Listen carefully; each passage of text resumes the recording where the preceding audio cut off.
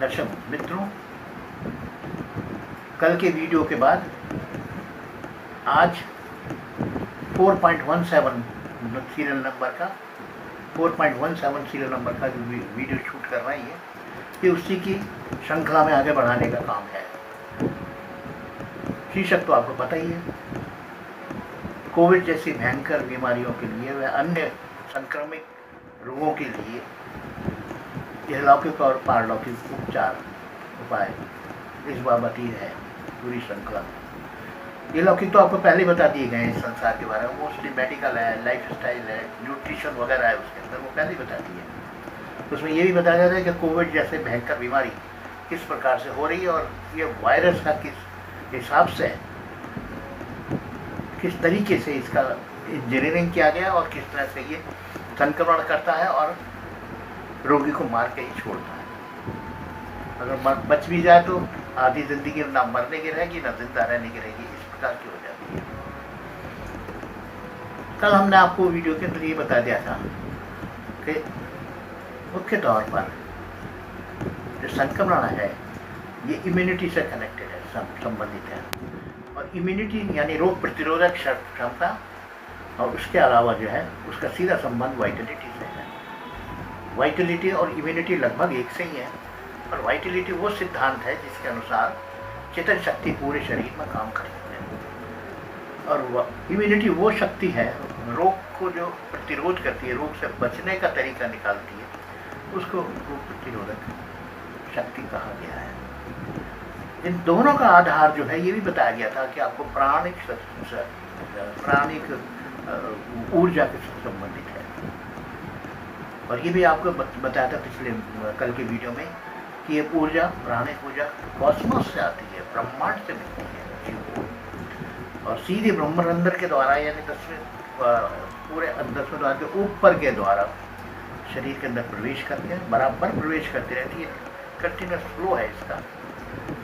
और मस्तिष्क के बीचों बीच, ठीक बीचों बीच कान के लेवल पे और आँख के लेवल से थोड़ा सा ऊपर इस स्थान के ऊपर जो पिनियल ग्लैंड है उससे संबंधित एमिगडाला भी है, एक और ग्लैंड, ये दो है, इनके ऊपर काम करती है और वहीं से सारा डिस्ट्रीब्यूशन होता है उसका पूरे बॉडी के अंदर चैनल्स के द्वारा। वो चैनल्स भी बताए थे कि आपको 2-3 चैनल्स है, ईड़ा, पिंगला और सुषुम्ना, 3 बताए थे, सूर्य, चंद्र और बीच का। इन चैनल्स के द्वारा पूरी स्पाइन जहाँ है उसके अंदर, सेंटर के अंदर बिल्कुल बारीक सूक्ष्म तरीके से नीचे तक आती है, और 5 चक्र भी बताए थे मुख्य तौर से। उनके काम भी बताए थे, छोटे रेफरेंसेस दे थे, और किस तरह से वो काम करते हैं। वो प्राणिक शक्ति को जो है बायोनिक एनर्जी में बदलते हैं, और बायोनिक एनर्जी कंट्रोल करके पूरे सिस्टम्स के सेल्स को सप्लाई करती है ताकि सेल्स सुचारू रूप से काम कर सकें और इसके अलावा अपने आप को रोग प्रतिरोध से बचा सकें। ये मैंने कल आपको समझा दिया था। इस संदर्भ में प्राणिक शक्ति की बात हुई। आज के वीडियो में आपको प्राणिक शक्ति के बारे में थोड़ा सा बता दूँ। प्राणिक शक्ति वास्तव में प्राण से संबंधित है। प्राण माने वो लाइफ फोर्स, मुख्य तौर से तो लाइफ फोर्स चैतन्य शक्ति से आती है, चैतन्यता से आती है, जिसका मूलभूत आधार महाचैतन्यता है, और उसकी किरण मात्र जो है, जिसको हम आत्मा कहते हैं या कॉन्शियस एंटिटी कहते हैं, वो है। वो प्राण के विशेष प्राण के लिए विशेष प्रकार की एनर्जी, विशेष प्रकार की मन की तरंगों को बनाती है, फ्रीक्वेंसीज को बनाती है, उसको हम प्राण कहते हैं। तो ये प्राण इस प्रकार की फ्रीक्वेंसीज होती हैं कि जो मानव शरीर के अंदर आके चक्रों पर पहुंचकर अपनी अलग अलग फ्रीक्वेंसी के हिसाब से बायोनिक एनर्जी में बदल के मानव शरीर का कार्य पूरा तरह से कार्य करवा सके।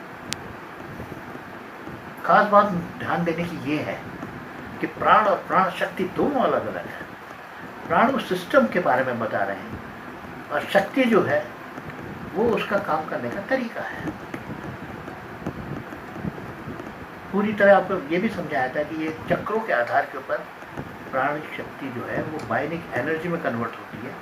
उस समय जो सेल्स के अंदर काम करने के लिए वो शक्ति काम देती है, वो मुख्य तौर से प्रेशर सिस्टम से काम करती है, यानी उस बायोनिक एनर्जी से कंट्रोल तरीके से माइनिक एनर्जी जो है वो आकर के सेल्स को या सेल्स समूह को बढ़ाती है या घटाती है, या उनमें संवेदना पैदा करने की जो शक्ति होती है उसको ट्रांसमिट करती है।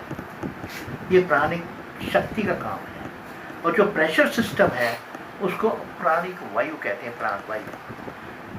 शास्त्रों में, हिंदू शास्त्रों में खासतौर से 5 प्रकार की वायु कही गई है। अपान, जो पेट से नीचे से निकल जाती है मूल रेक्टल सिस्टम से। उदान, समान, व्यान और प्राण, ये 5 वायु प्रमुख है। प्राण सबको पता है, सांस आ रहा है जा रहा है, सांस आया जा रहा है, इसको प्राण वायु का। ये भी बेसिकली प्रेशर सिस्टम से काम करता है। लंग्स एक्सपेंड किए, अंदर वायु चल गई, कॉन्ट्रैक्ट किए, वायु निकल गई, तो ये प्राण सिस्टम है। ये 5 जो कही गई है, 5 ये मुख्य वायु है, और इन्हीं के आधार के ऊपर ये प्रेशर सिस्टम्स है। प्राण सेल्फ प्राणिक शक्ति से काम करते हैं ये प्रेशर सिस्टम्स है। तो आज के 4.17 वीडियो के अंदर हम ये बता रहे हैं कि प्राणिक सिस्टम ये है, इसका इम्यूनिटी से क्या संबंध होगा ये हम आगे बता देंगे थोड़ा सा। इसके पहले ये भी बताना ज़रूरी है, क्योंकि हम इहलौकिक छोड़कर पारलौकिक उपायों के बारे में बात कर रहे हैं, तो ये भी बताना ज़रूरी है इस संबंध में कि कार्मिक विधान क्या है, कर्म का विधान क्या है। देखिए, सारा सिस्टम जो है वो शरीर का मन के आधार के ऊपर चलता है। मन में 4 प्रकार के लेयर्स हैं। स्थूल, जिसको हम पिंडी मन कहते हैं, स्थूल पिंडी, सूक्ष्म पिंडी, दूसरा सूक्ष्म पिंडी है बारीक वाला लेयर, तीसरा मन तो है थॉट प्रोसेस, ये थॉट्स ही तो है। तीसरा जो है अंडी, सबकॉन्शियस माइंड जिसको हम कहते हैं, जो सारा का सारा एक्सपीरियंसेस को जमा करके रखता है, कोड फॉर्म में प्रोसेस करके, और जब जरूरत पड़ती है उसको वापस देता भी है ताकि उसका इस्तेमाल हो सके। ये सारा मेमोरी बेस्ड सिस्टम है। और कारण यानी ब्रह्मांडी, 3 प्रकार के मन मेन है। चौथा जो है थोड़ा सा उसका इस सूक्ष्म पिंडी जो है उसका छोटा सा अंग है। ये 4 है। इन चारों में लाजवाब शरीर भी है, पूरा सिस्टम है बाकायदा। जैसे पंचभूत का ही सिस्टम है वैसा उनका भी सिस्टम है। ये 5 भूत हैं, इनके अंदर पृथ्वी तत्व प्रबल है। जो अंदर का जो शरीर है, अंडी मन जिसको हम कहते हैं, अंडी मन का जो शरीर है, सबकॉन्शियस का जो माइंड है, उसमें 4 तत्व है केवल, उसमें पृथ्वी तत्व नहीं है। और जो कारण वाला है उसमें केवल 3 ही तत्व है। उसके अंदर जो प्रमुख तौर से जो है जल तत्व नहीं होता। तो इस प्रकार से जो है ये पूरी रचना बनी हुई है, और बड़ा इंटीग्रेटेड और मिक्स टाइप की रचना है।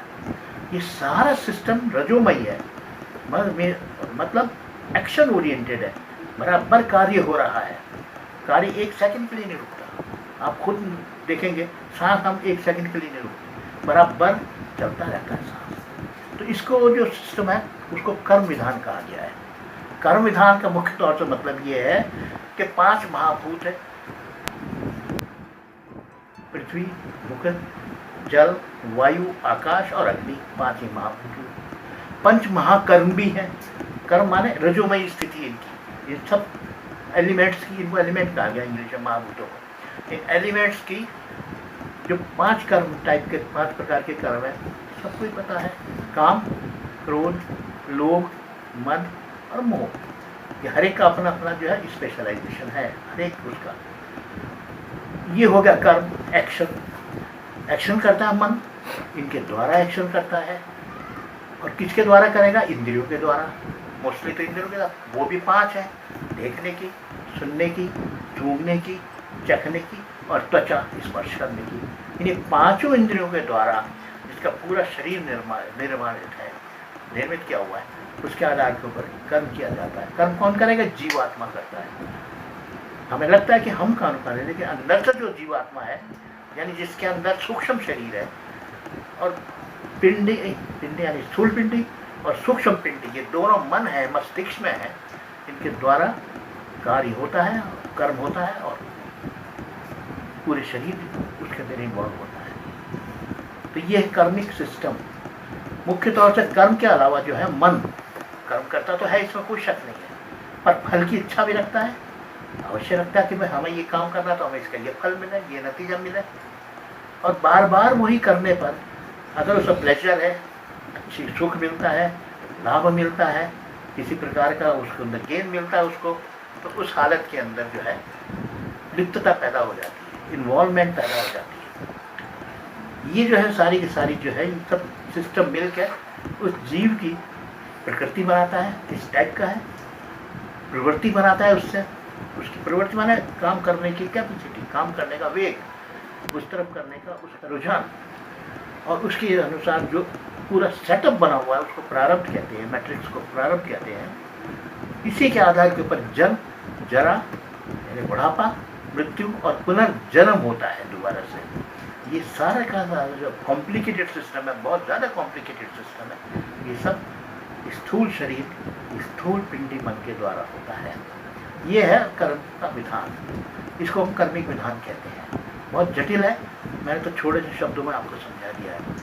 अब इसके अलावा जो है मॉरल वैल्यूज़ भी बड़ी इंपॉर्टेंट है पारलौकिक उपायों के बारे में समझने के। ये वो मॉरल वैल्यूज़ हैं जो कि समाज और इंसान खुद अच्छा मानता है, जिस कर्मों को, जिस प्रकार की बातों को अच्छा मानता है, उनको वैल्यूज़ कहते हैं, और उसको फॉलो करता है, उसको प्रिजर्व करने की कोशिश करता है, कर्म उसके हिसाब से करे जाते हैं। इसको मॉरल वैल्यूज़ कहा गया है। मॉरल वैल्यूज़ दो ही प्रकार की होंगी, इसकी बात है, या तो अच्छे होंगे या ख़राब होंगे। अच्छे वाली जो है वो राइट है, सही है, ख़राब वाली जो है वो रॉन्ग है, गलत है। अच्छे वाली जो है वो आसान है, सब आसान नहीं, थोड़ी सी काम करने में आसान है, और जो गलत वाली है उसका नतीजा भी खराब मिलता है। वो काम करने में आसान अवश्य है पर बहुत आसान है।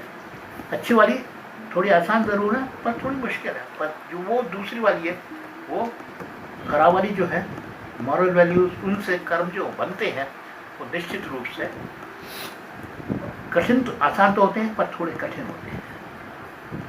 तो ये मॉरल वैल्यूज, पर बहुत सारी मॉरल वैल्यूज हर धर्म में, हर समाज के अंदर बनी हुई है, और उसके आधार के ऊपर पूरा जीवन चलता है।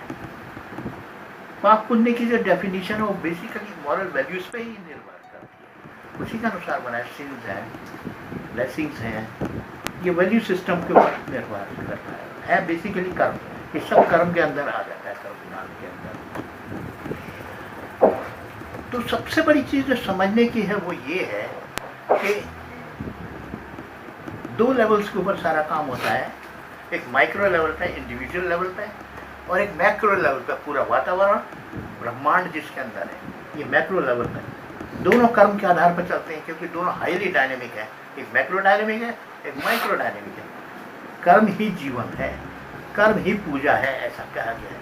कर्म नहीं होगा तो मृत्यु है, शव है, जड़ है, उसको बेकार कहा जाता है। तो इसलिए जो है ये मॉरल वैल्यूज़ की बहुत इंपॉर्टेंस है कि जो सही तरीके से काम किया जाए उसका फल अच्छा मिले, खुद इंडिविजुअल को भी और पूरे समाज को और पूरे ब्रह्मांड को वो अच्छा काम किया जाए, उसको हम मॉरल वैल्यूज़ में पॉजिटिव में लेंगे, और जो इसकी विपरीत होगा उसको हम नेगेटिव में लेंगे। एक छोटा सा उदाहरण ले लीजिए, प्रकृति को प्रिजर्व करना जो है अच्छी चीज़ मानी गई है, हर धर्म में माना गया। पेड़ पौधों को पानी दो, उनको पालो, उनको बड़ा करो।